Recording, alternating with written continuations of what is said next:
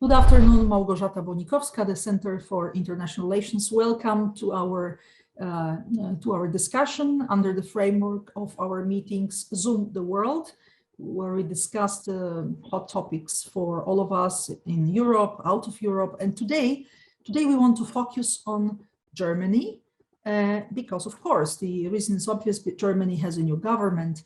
The question mark will be for Poland, for Europe, and for all the other countries who have with Germany tie-ups, economic tie-ups, political tie-ups, what this means for us. Welcome our guests. With us, we have David Gregosz. Hello, David. Dzień dobry, hello. Good to see you. David is our co-partner of this topic because we do this series together with Konrad Adenauer Foundation in Poland. So welcome and thanks for getting this invitation from us. And Piotr Buras. Cześć, Piotr. Hello, dzień dobry. Piotr is a director of an office of European Council of Foreign Relations in Poland, but he's also an expert on Germany, and he discusses often the situation in this country, political scientist, analyst, and specialist also in the EU affairs. Gentlemen, I would start with Piotr maybe from the analytical point of view. If you can comment on this new coalition called very nicely Traffic Lights Coalition. A few words about maybe each of these three, and maybe just short comment on what can we expect from such a coalition of three, not two, but three actors. From your point of view and your experience looking at the German political scene. Yeah, thank you very much. And I think perhaps to start with, it is quite an unusual coalition.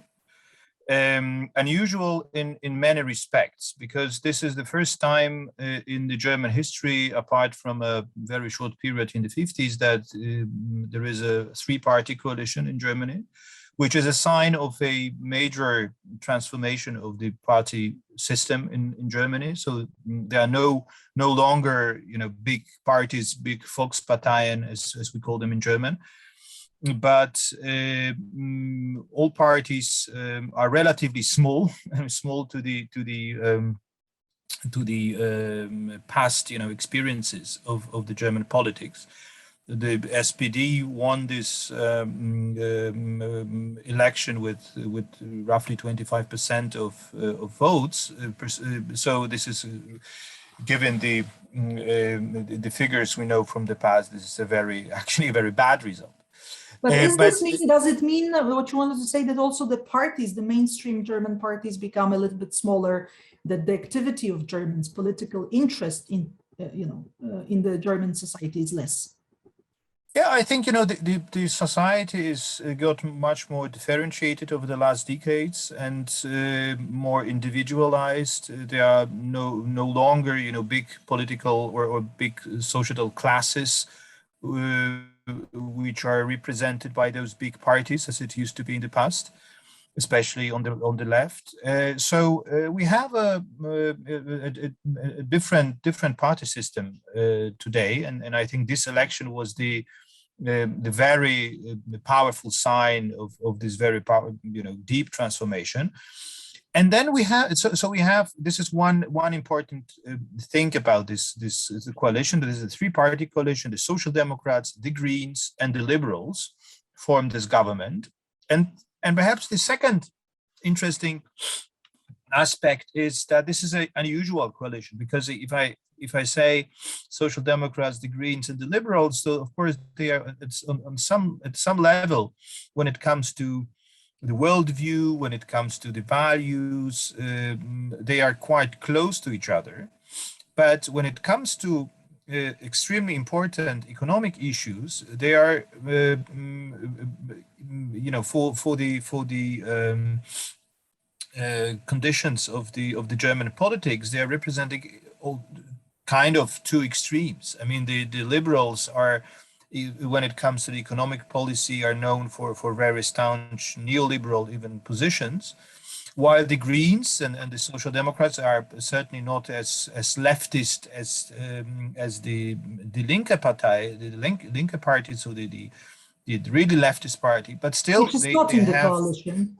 Which is not in the coalition, but they have, quite leftist positions on a number of issues of the role of the state in the economic policy, on welfare state, on also climate, and so on and so forth. So this is an unusual coalition, and it was very interesting to see how these parties tried, and in the end, I would say, managed to bridge their differences on a number of issues in the coalition talks. So let me stop here, because we will talk about these issues in a minute. But I want to ask David, because of course everybody knows Konrad Adenauer was a leader of the CDU-CSU group, and the conservative wing didn't really lose completely, because the voting was 24%. However, it was the worst result of this party in history. So how do you see your party situation right now? How is it commented, and why was not possible to, well, at least at the end it didn't happen, that there was this coming back to the old coalition, to the CSU and the Social Democrats? I'm not really sure if we already can speak about a new party system in Germany. I mean, you have to see, after 16 years of Angela Merkel, with 3 great coalitions between Social Democrats and the Conservatives, it was more or less clear that the voters wanted to see a change in Germany. And therefore, other parties like the Greens and also like the Liberals, both were very strong in their results. Also in the youth, younger adults strongly voted for them. So the voters decided to emphasize these parts of the political spectrum. But maybe it's too early to already say that this is the end of the big Volksparteien, the big parties in Germany. I'm not sure about this. One thing is, well, CDU is a big party, 400,000 members still. Right. But when you look, of course, at the result of 24% and the SPD just a little bit above this, they don't reach out to a broad spectrum. This is what is meant here, and this is a problem for both parties. The loss of the CDU was a mixture of different things. I mean, the candidate was weak, the program wasn't really convincing, the strategy wasn't planned very good. There was a lot of mistakes from Mr. Laschet during the campaign. So we cannot really talk about really a great strategy from the Social Democrats, rather than from big mistakes of the CDU. And do you think if Angela Merkel decided to continue, would have been possible for her to win again? Definitely. Also with Markus Söder or Friedrich Merz, we would have won this election, and would then now talking about a Jamaica coalition or a Green conservative coalition. I mean, when you look to spring, almost all experts were thinking that we will see a conservative Green government in autumn. The Greens were very strong, and the Conservatives were almost with 28-29%. But this would have been also a very original coalition. Right. And due to the mistakes, the Social Democrats used their chance. They really had a strong candidate. They had a good performance during the campaign. Olaf Scholz was already the Vizekanzler, so he really used his chance to emphasize that he's a solid man, that he is trustworthy, and she, in a way, imitated Angela Merkel, and this was the key to success here. So how to explain this, what Piotr said, that the Germans wanted a change, and you also mentioned that. That's not I think they wanted a slight change, and in this party system, then you have to find new opportunities. I mean, with another candidate, it would be also thinkable of doing a Jamaica coalition. I mean, Christian Lindner, the Spitzenkandidat of the Liberals, always wanted the Jamaica coalition instead of the Social Democrats and the Greens. but with this weak candidate and the result of the CDU, it wasn't basically impossible to do this. So it was by accident, to say this. This coalition was by accident formed.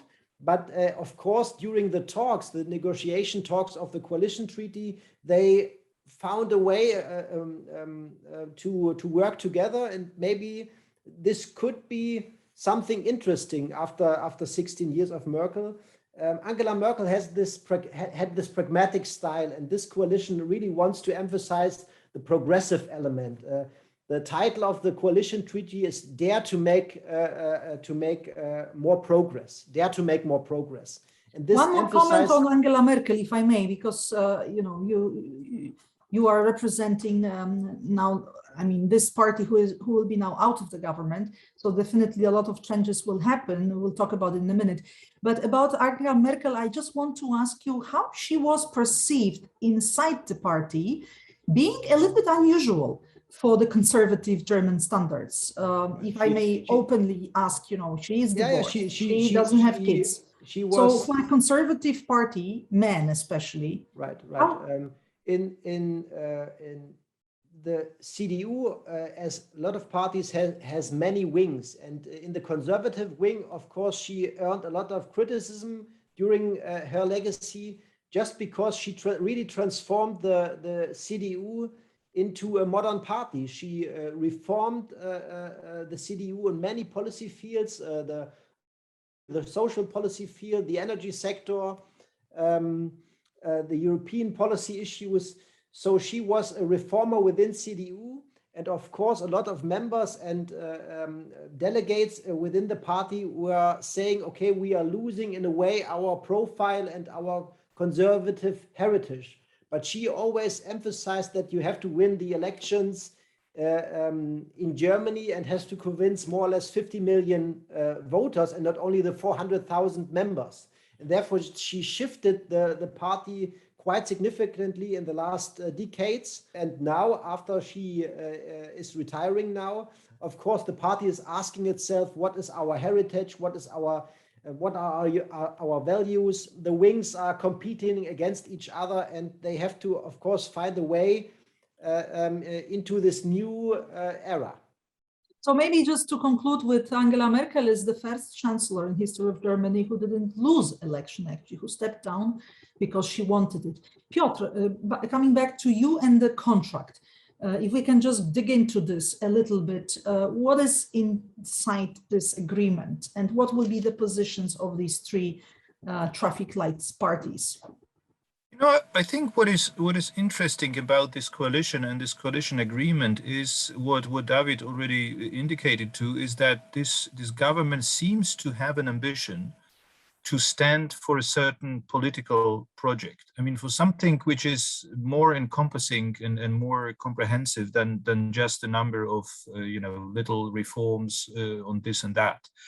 And I think, I don't know if David agrees with that, probably only to some extent, if at all, but I think that this makes a difference to the era of Angela Merkel, because the era of Angela Merkel was very much a time of, it depends, of course, how you approach it, if more critically or less critically, with more criticism or less criticism, but it was I would argue that was a time of very efficient crisis management, because Angela Merkel had to do with to manage a lot of crises in Europe, less so in Germany, but especially in the international stage in the European Union.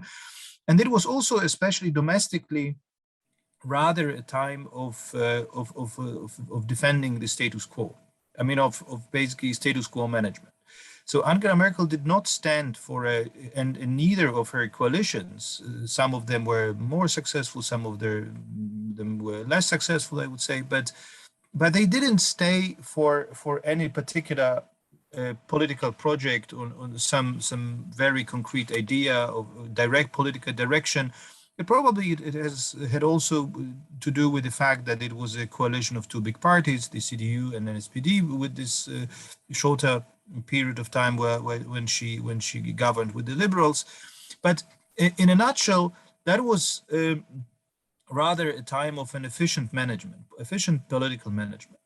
And now we have a coalition, which is, as I mentioned, a rather unusual coalition, which stands for a political project, probably a first one in the German history since the Red-Green coalition, the SPD Green coalition under Gerhard Schröder came into power in 1998 to after the end of the era of Helmut Kohl. And they wanted to transform Germany after this very long time of conservative rule. And now we have a kind of a similar situation. It's a different coalition, but what they want to do is to embark on a very profound ecological modernization. I think this is probably the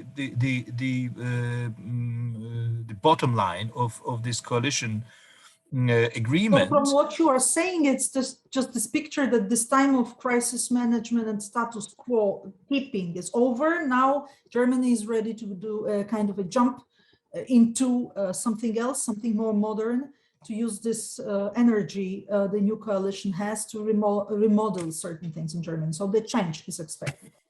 I think this is the message which is coming across from this new coalition. Of course, it's far too early to say to what extent this coalition agreement can be carried out, if this coalition is going to be successful. But I think when it comes to the level of ambitions, so I would argue that yes, this is. We know very well that Germany has, all the German governments have neglected a number of issues over the last years, and the climate transformation, energy transformation has not proceeded at a speed, at a pace which was needed. There has been a lack of public investments.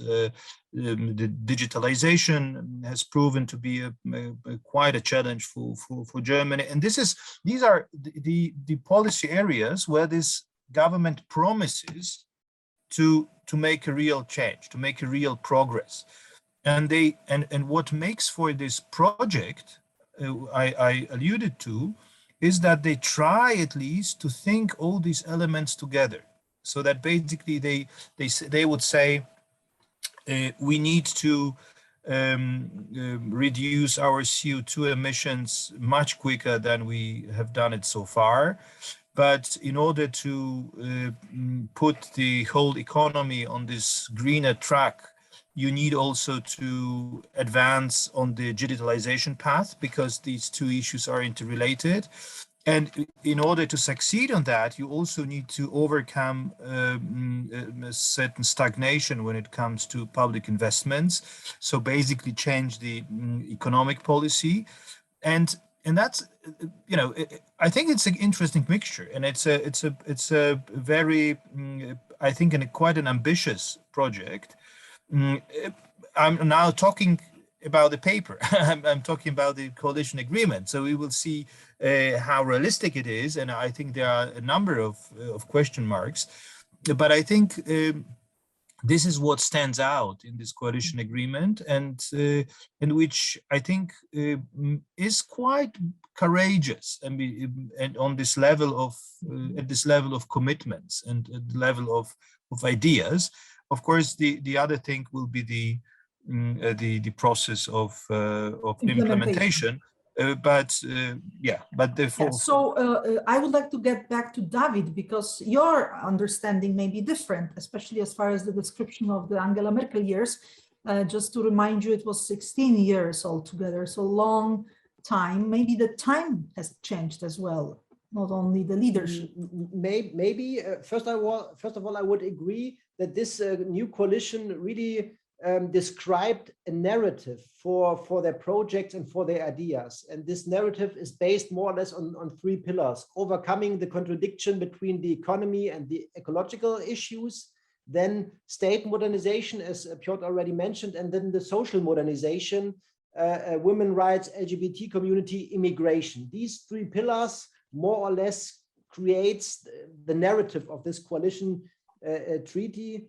And this was really something which a lot of CDU members already criticized in the last couple of years. Angela Merkel wasn't really able, she wasn't a great communicator. She wasn't really able to describe the narrative behind their day-to-day politics. And this was something where the members were asking, is it only reaction on crisis? Are this only pragmatic steps towards an open end?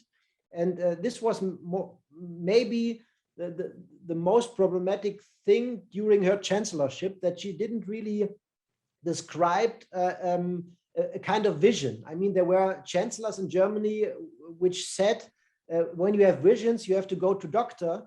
And she, of course, knew that in the German political system, with all the veto players, it's always very difficult to formulate a vision and then coherently transform your ideas into policies.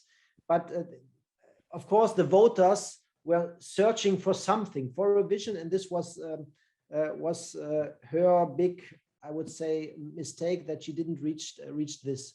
I mean, she started in 2005 really as a liberal chancellor. She wanted to transform the economic system in Germany quite dramatically, and after the elections, she wasn't really able to go to this modernization path. So your suggestion would be that not necessarily this vision here will be easy to implement now. Right. I mean, it's especially for the Greens, this coalition treaty, or the entry to the government, is really the rendezvous with the reality, because Annalena Baerbock, the new foreign minister, and Robert Habeck, the new economic minister, really have to convince their members and the broader audience. And this is really a challenging task, because as economic minister, for example, you are responsible for the entrepreneurs, for the companies. And then Robert Habeck, of course, is as person and the green, strong green personality, also committed to the members of the Green Party. This will be really a difficult task. Also, Annalena Baerbock, I mean, she is really tough when it comes to Russia, when it comes to values, rule of law issues, all this, migration. But to put this into practical politics, this will be really a challenge for them. Okay, Piotr, so from your perspective, let's go one by one, because we know already not only the coalition, but also the division of duties between these parties, who takes which portfolio and which ministry. Let's take, for example, this angle of economy, which is so important here.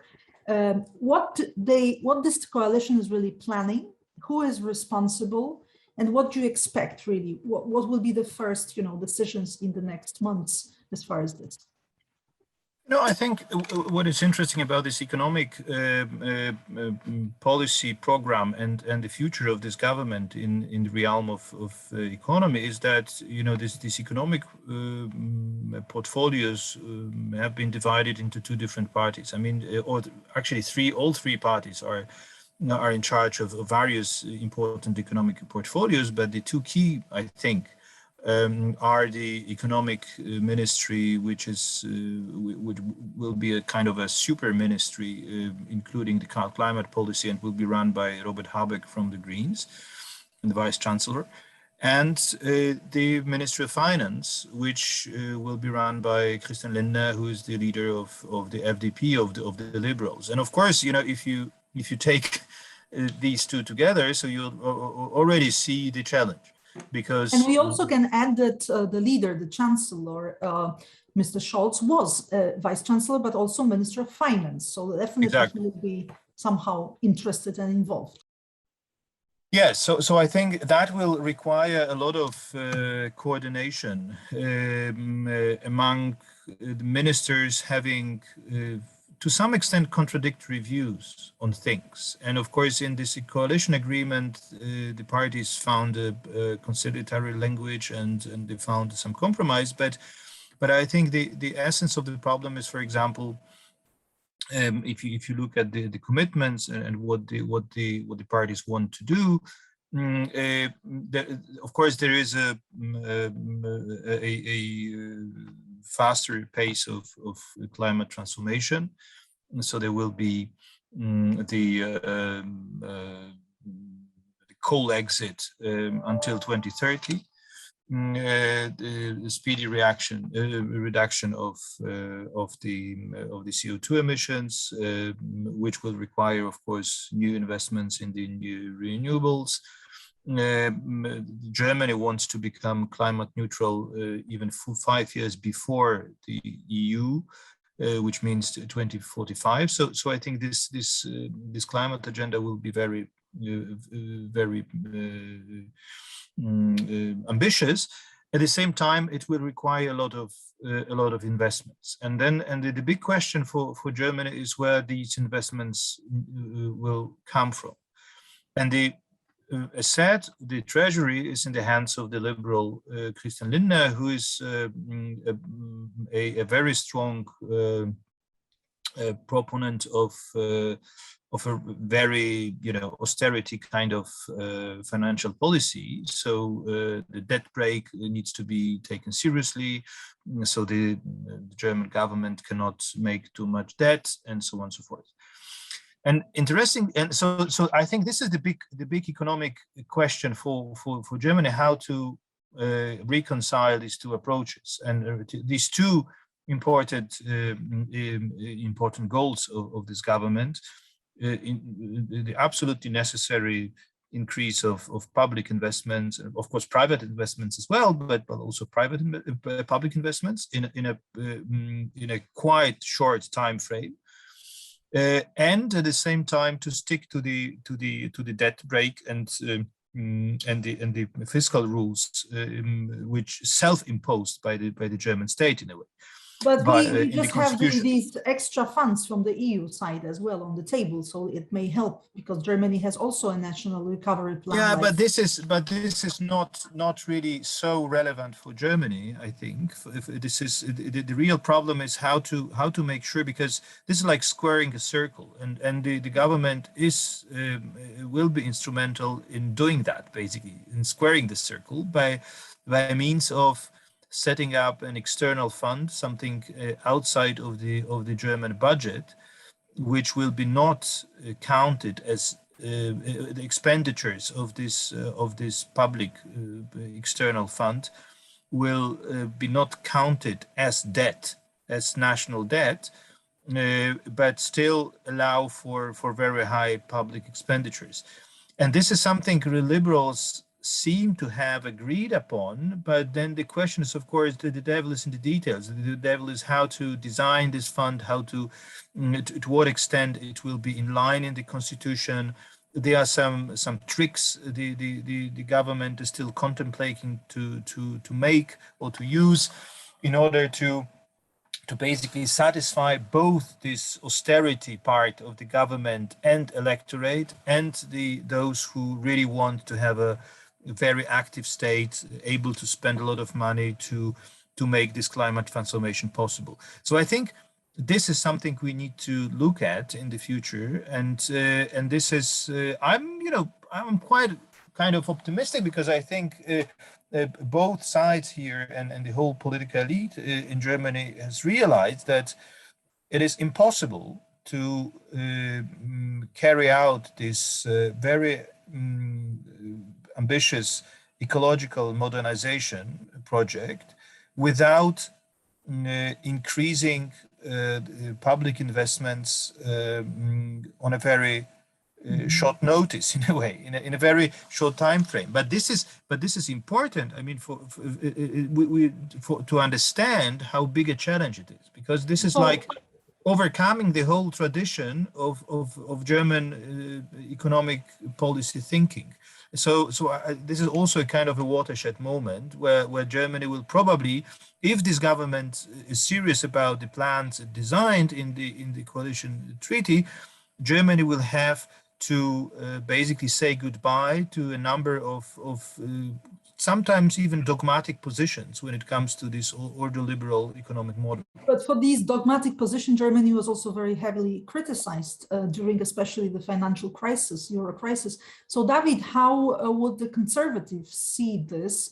And of course, being in the opposition, what do you expect also from CDU-CSU? Well, first of all, this dogmatic position really brought Germany into the position to really spend within the COVID period and during the crisis a lot of money for pushing the economy and for accompanying the recovery again. So the dogmatic economic style has sometimes some advantages.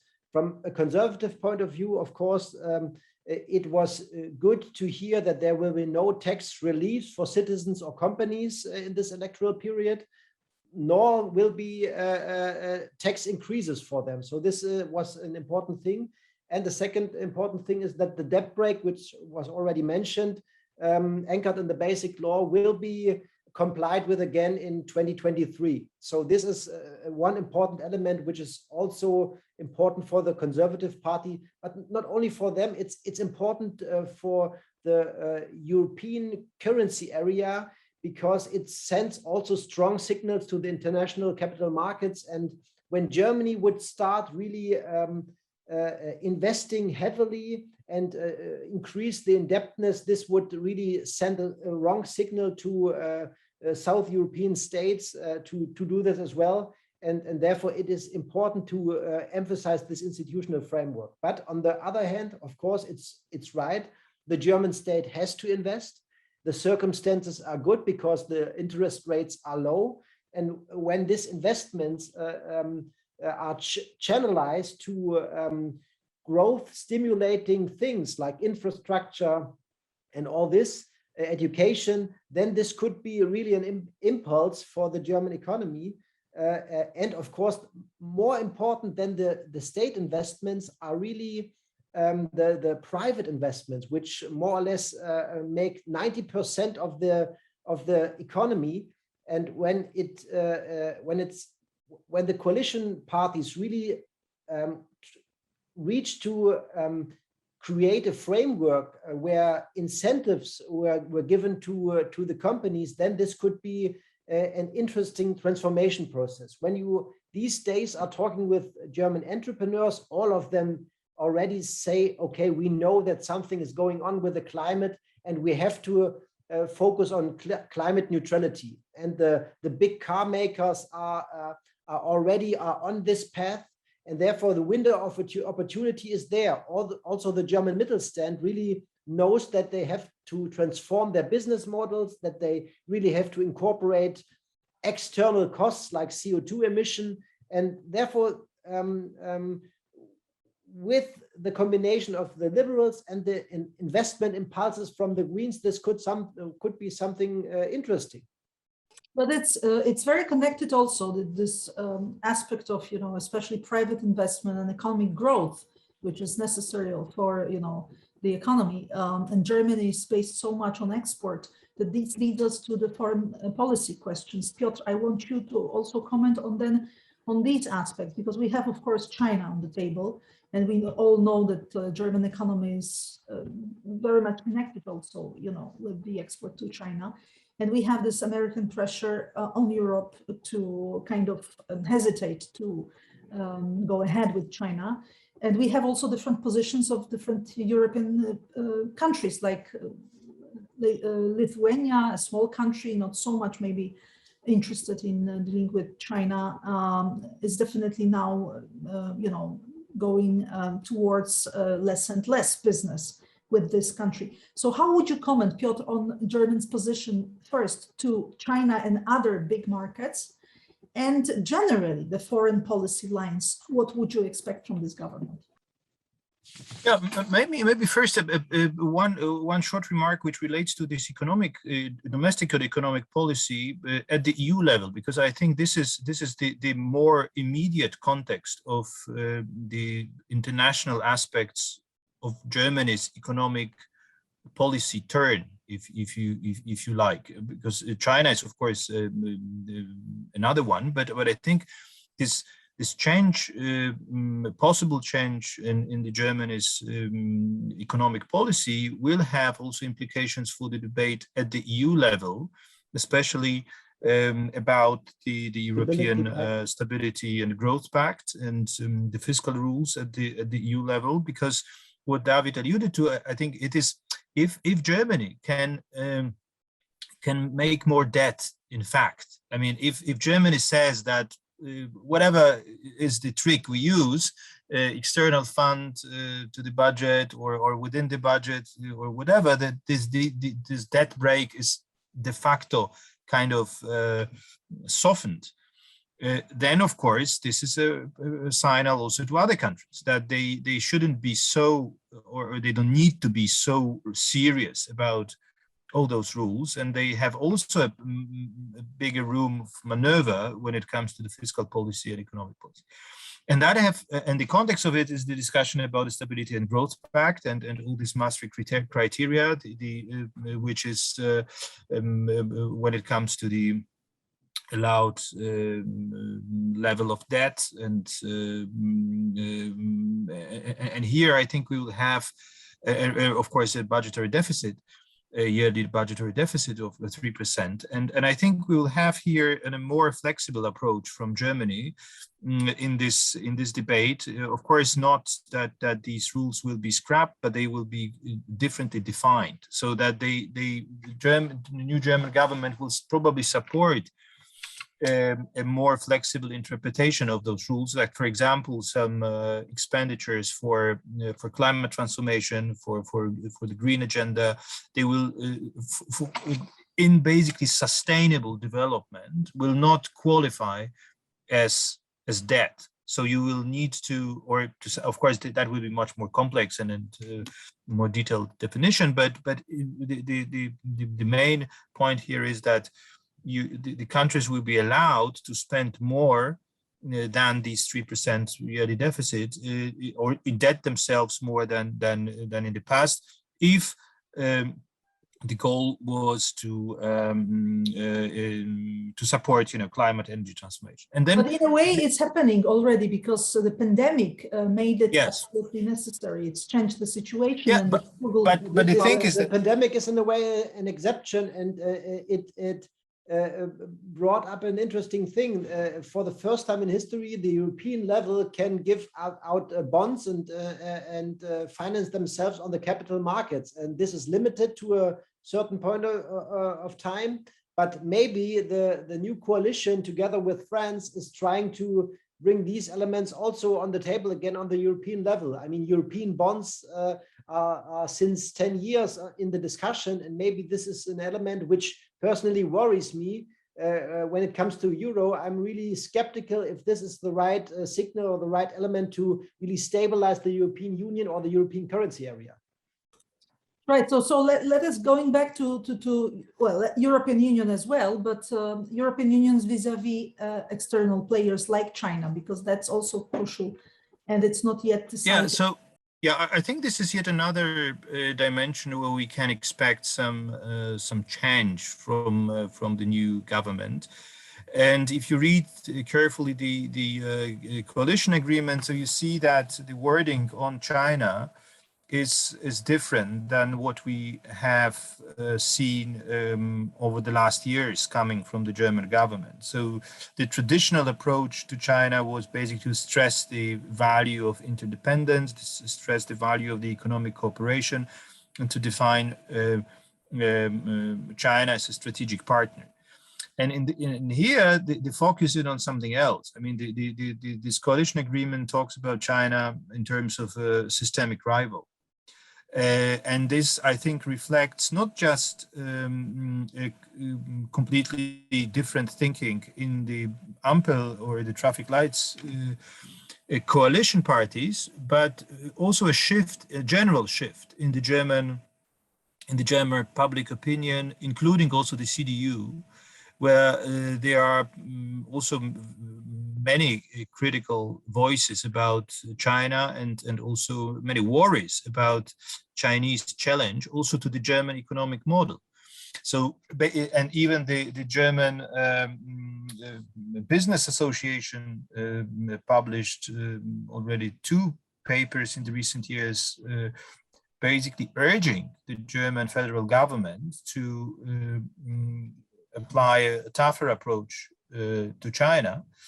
And I think this is very much reflected in this coalition agreement. We will see what will be of course, what will be again the implementation of that. But I think one of the test cases, litmus tests, will be probably the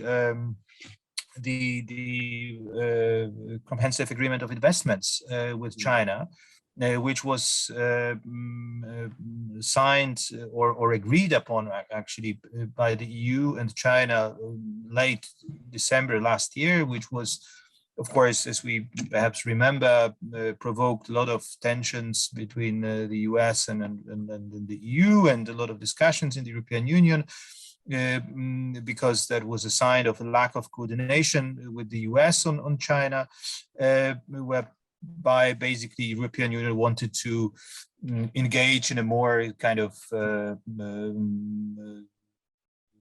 in a closer relationship with China. But this agreement was stopped actually at the level of European Parliament. And it was stopped, and the new German government basically doesn't say that it would like to continue. So this message is basically we don't see the way forward for this agreement. And on the other side, the business circles may push for it, because this was basically taking into consideration the interests of the companies, European companies. Yeah, but I think this is more. I think this is more complex, because, as I said, I mean, even in the business circles there were serious concerns and serious doubts if this agreement and and in general this kind of open approach to China, if this is the right thing. And so I think there are, as said, I mean, more and more concerns in Germany that one need to rebalance this relationship with China by a tougher approach on investments, on access to the Chinese market, especially on the technology theft, and so on and so forth. I mean, so if you can comment, David, on this, because it was done under the German presidency, where Angela Merkel was a chancellor. Yeah, the question really is how to deal with China and how to compete with China. I'm totally convinced that Angela Merkel is as skeptical as the Greens and other political actors in Berlin when it comes to China and Russia. She's really critical and skeptical. But how to negotiate with the system, how to force them to comply with the global rules, WTO and all this stuff. This is the question mark. I mean, to write in the coalition treaty now that you will set up a value-based and more European foreign policy. This is easy written, but then to go to Beijing and negotiate with the persons over there, politicians over there, is really tough. So in the treaty, Piotr is right. The emphasis is on the value-based approach, and is very critical when it comes to China and Russia. But you really have to think about the consequences. What are the tools to convince the Chinese when it comes to the Chinese market, or when it comes to certain rules? This is really an interesting task for them. We will see. We will see. I personally think that the agreement was the attempt to dominate or domesticate China in a way, to say, okay, these are our rules for private property, for intellectual property rights and all this, for subsidies. If you want to have access to the European market, then you have to comply to these rules. When you don't have this set of free trade agreement, then it would be even more difficult to talk to the Chinese. So I'm not sure if this approach of hard words in public, for public audience, is the better one. So to Piotr, question concerning, of course, the EU itself and the dynamics between the EU countries, and especially the tensions we have, especially when we think about Poland and Hungary. What would you expect as far as this coalition? We mentioned that it's more, radical, maybe as far as values, LGBT rights, human rights generally. It affects maybe also the perception of what's happening on our Polish and EU also eastern border right now. We have still pending question concerning rule of law in Poland and the judicial reform. So what would you expect from now the German government vis-a-vis these issues? I think this government would try to strike a new balance in its approach to Poland, especially, but also perhaps to some extent to Hungary. But especially Poland, and it was even indicated in a joint article written by some high-level politicians of the three coalition parties a couple of days ago, which was published in Tagesspiegel, German newspaper, and also in Gazeta Wyborcza in Polish, where they basically there was quite a simple message that we want to be tough on the rule of law. And there are no compromises on the rule of law, but we offer a closer cooperation on other issues, especially in this current context on the migration crisis and border crisis. So that was basically focusing on these two issues. But I think this thinking will be probably a kind of guiding principles for the government. And because the coalition agreement contains some very clear wording on the rule of law, and also not just regarding Poland, or not even in the first place regarding Poland, but what is, I think, important, that the government says we fully support the procedures which have been developed at the EU level to tackle the rule of law problems in the EU. And these procedures are the infringement procedures initiated by the EU Commission, then the rulings of the Court of Justice. So basically, that this legal track is the right one, and even the government urges the Commission to be more active on this front. So, and I think this is a quite significant change because we haven't heard such political messages on the rule of law so far. But it is, I think, again, it is not only because this government has a different opinion than the previous government. I think this is also to some extent true, that this is a slightly different approach. This emphasis on the rule of law, on values, is within this rule of law context, democracy and so on, is here politically more salient than in the previous government. But it is also because of the fact that the situation has changed. I mean, that the crisis escalated, and that we have now a situation that there are rulings of the Court of Justice of the European Union which have been ignored by the Polish government, that we have a ruling by the Polish Constitutional Court which says that the decisions of the ECJ should not be implemented in Poland. So basically, the Polish government helped a lot this German government to adopt a different stance, because it is this kind of developments can hardly be ignored. So I think we probably are heading for kind of a more, I don't know, I'm not saying escalation, but more also political discussion and more political conflict around those issues. But this is not just because of a new approach of the German government, but because of the fact that this crisis, this conflict, has entered a new phase. But at the same time, we also know that Angela Merkel was this leader who wanted always to balance interests and was having this approach of, and she mentioned even recently, that the tensions is not really something she wants to have in the EU. And instead of escalation, we should find political solution, not judiciary solutions to the problem. So David, if you can comment on also the example, Poland and Hungary, by the way, uses very often about Karlsruhe's tribunal, that it's not only Poland who has issues with the EU law, it's also Germany having that. And how do you see this issue in the future?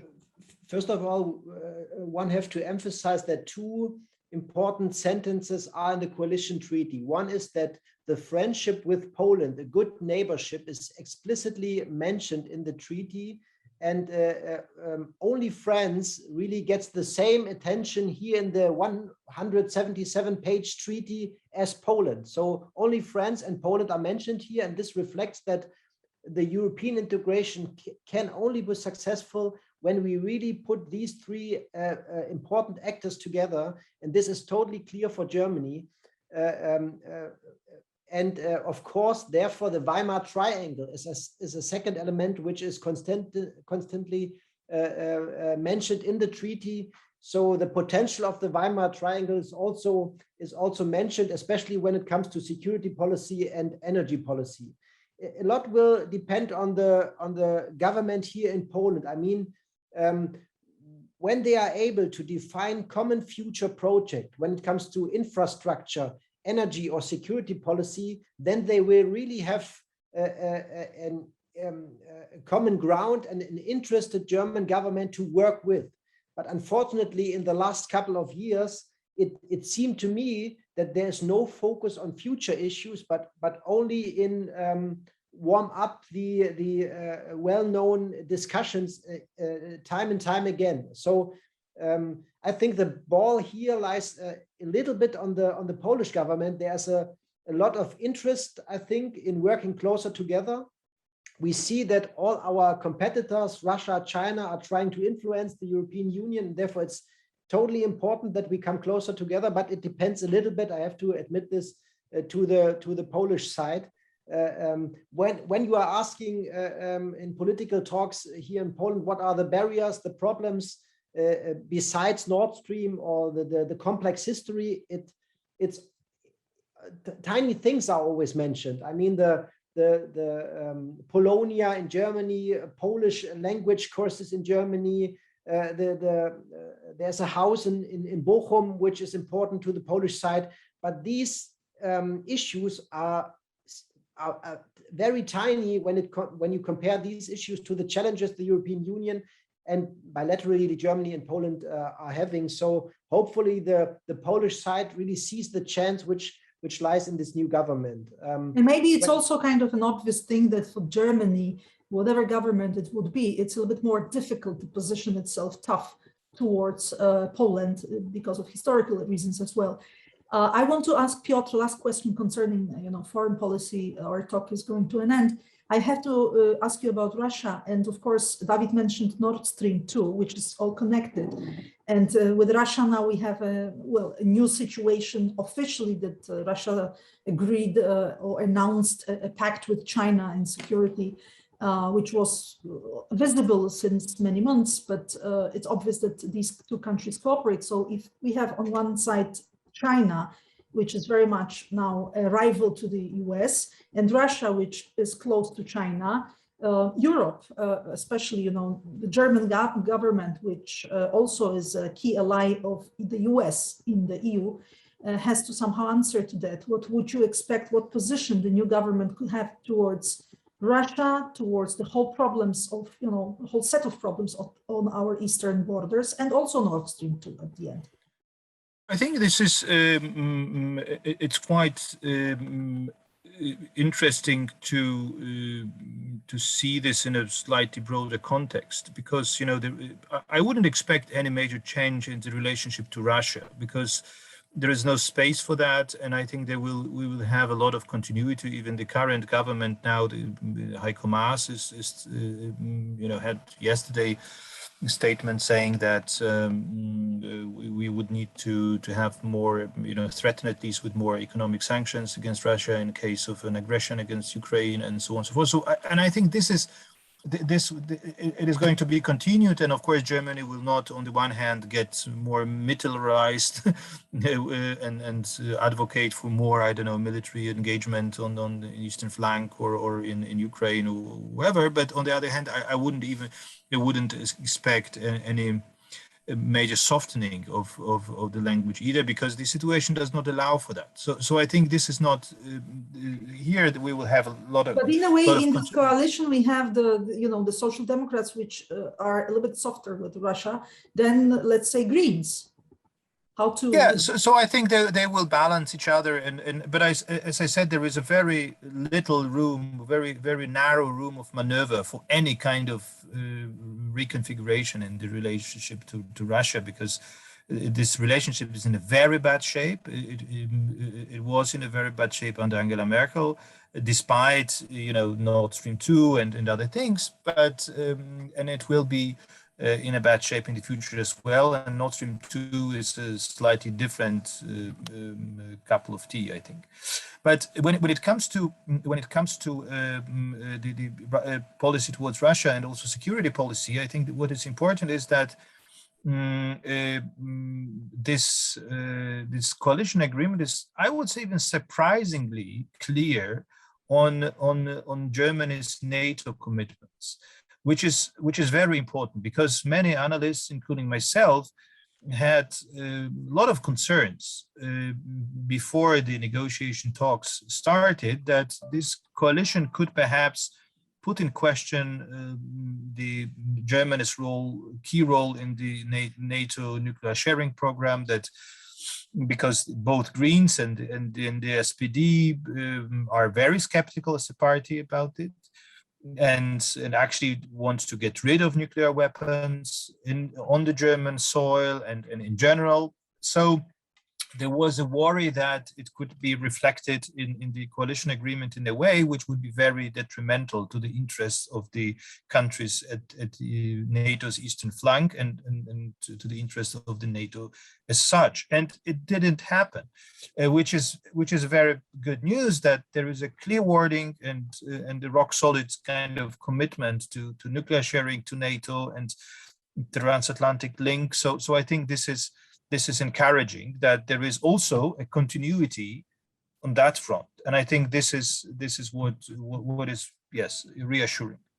Thank you, David. Few comments on that.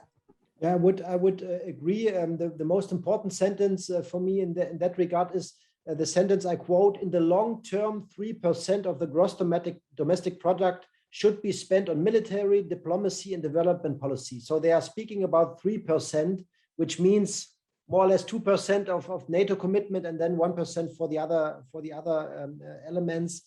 And this is important. And I think here the Social Democrats really draw the red lines for the Greens, and we're saying, okay, we have to commit ourselves to these important elements, because the threats from outside are so huge. The Americans expect this engagement from us.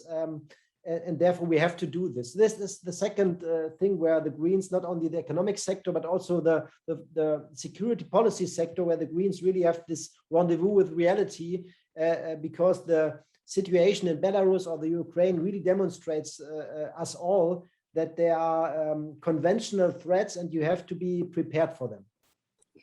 Well, gentlemen, we've discussed really a lot about this coalition agreement. The era of Angela Merkel is over. We will have a new era. Let's see how it will go. But I have to ask one more question, David, at the end. David, what will happen with your party? What will happen inside the CDU, which of course now goes into a period of reflection?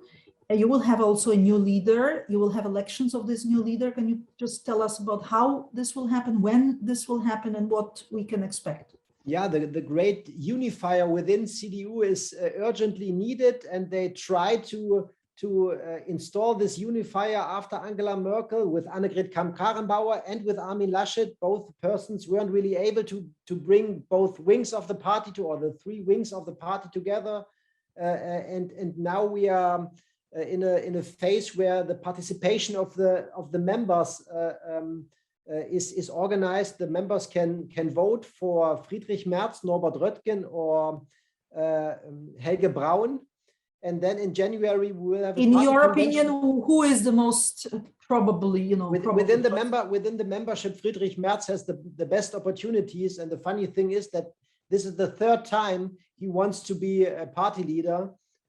2 times the so-called establishment tried to create other majorities. And now when the members are asked, it's very likely that Friedrich Merz is will be the new party leader. But we will see, maybe there's a surprise. Friedrich Merz has the best chances at the moment when you are asking the members, and then the delegates on the party convention in January have to follow this votum. So this time the members play the most important role, and let's see what they agree on in January. And as we mentioned, it's really something to stress. We have 400,000 members of this party. So these members really vote and select their leader. In this case, we'll see the result in January. Thank you very much for this talk. David Gregosz, the head of the Office of Konrad Adenauer Foundation in Poland, and Piotr Buras from the European Council of Foreign Relations, also the office in Poland, were our guest, Małgorzata Bonikowska, the Center for International Relations. Thank you, and join us for the next Zoom, the World Talk.